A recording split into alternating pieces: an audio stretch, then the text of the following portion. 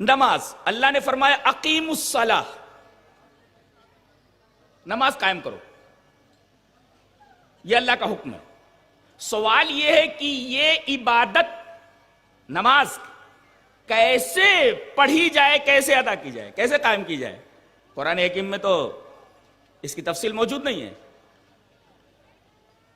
آئیے کس طرح یہ نماز ادا کی جائے، یہ عبادت کس طرح ادا کی جائے؟ حدیث اس طرح وعن ابی قلابۃ حدثنا ابو سلیمان مالک بن الحویرث قال لنا رسول اللہ صلی اللہ علیہ وسلم صلوا كما رأيتموني اصلي فاذا حضرت الصلاة فليؤذن لكم احدكم وليؤمكم اکبركم رواہ البیہقی فی السنن الکبریٰ۔ حضرت امام بیہقی رحمہ اللہ اپنی حدیث کی کتاب سنن کبریٰ کے اندر یہ روایت لائے ہیں، راوی حضرت مالک بن حویرث ہیں۔ حضرت مالک بن حویرث فرماتے ہیں کہ ہم تمام صحابہ کرام سے رسول اکرم صلی اللہ علیہ وسلم نے فرمایا کہ تم اسی طرح نماز پڑھو جس طرح تم مجھے نماز پڑھتے ہوئے دیکھتے ہو۔ دیکھیے نماز ایک عبادت ہے، یہ اس وقت تک قبول نہیں ہو جب تک کہ نبی کریم صلی اللہ علیہ وسلم کی بتائی ہوئی کیفیت کے مطابق نہ ادا کی جائے۔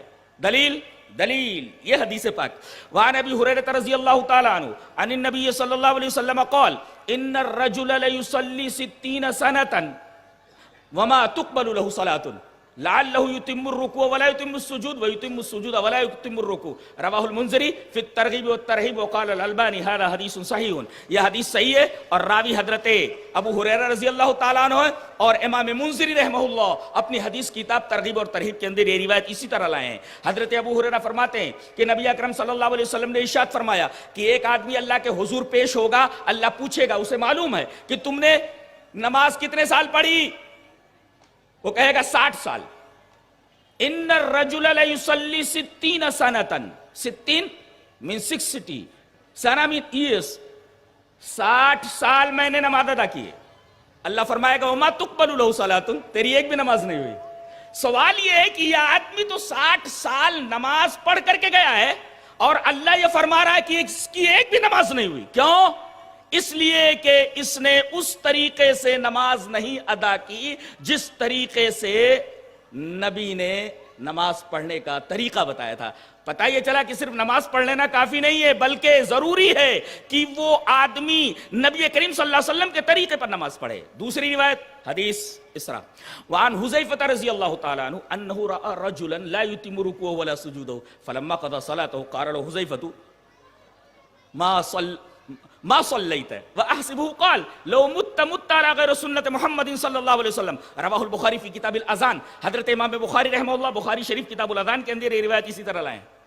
حضرت حذیفہ فرماتے ہیں کہ ایک آدمی نماز پڑھ رہا تھا اور وہ نبی کے طریقے کے مطابق رکوع نہیں کر رہا تھا، وہ نبی کے طریقے کے مطابق سجدے نہیں کر رہا تھا، نہ تو اتمام رکوع تھا نہ اتمام سجدہ تھا۔ جب وہ نماز پڑھ چکا تو حضرت حذیفہ نے اسے بلایا، کہا کہ کیا کر رہے تھے؟ بولا نماز پڑھ رہا تھا۔ آپ نے فرمایا ما صلیت، تم نے نماز نہیں پڑھی، جبکہ یہ نماز پڑھ چکا ہے۔ اور حضرت حذیفہ یہ فرما رہے ہیں کہ تو نے نماز نہیں پڑھی، ما صلیت، تو نے نماز پڑھی ہی نہیں۔ بولیے وہ نماز پڑھ چکا ہے اور حضرت یہ فرما رہے ہیں کہ تو نے نماز نہیں پڑھی۔ کیوں؟ اس لیے کہ وہ نماز نبی کے طریقے پر نہیں تھی، رکوع برابر نہیں تھا، سجدہ برابر نہیں تھا۔